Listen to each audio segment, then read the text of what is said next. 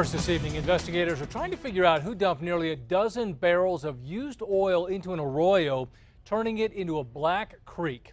KRQE News 13's Marissa Lucero is live on the Southwest Mesa with a look at this mess. Marissa?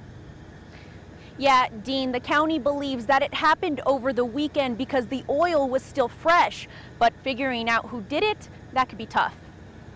Not one, not two, but 11 55-gallon drums of waste oil thrown out on the side of the road in southwest Albuquerque.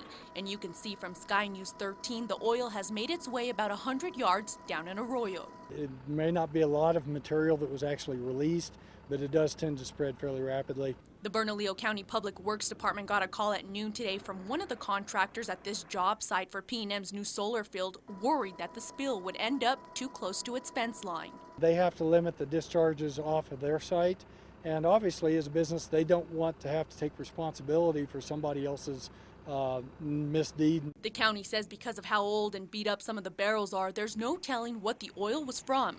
Most of the labels had been peeled off or are worn off. But what the county does know is that the cost of cleaning this mess falls back on the taxpayers. If this had been properly disposed of, one, there would have been no cost to the county.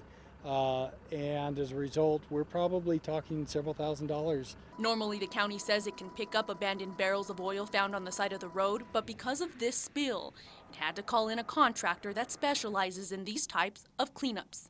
It's probably about 5 times more expensive than the county being able to do it on our own. Well, the county wanted this spill cleaned up absolutely immediately before we got another good rain, and that oil got swept into the Rio Grande. That work was done this afternoon and will carry on into tomorrow. Back to you. All right, Marissa, thank you. P&M says its contractors reviewed video from its security cameras that line the work site, but they didn't see anything.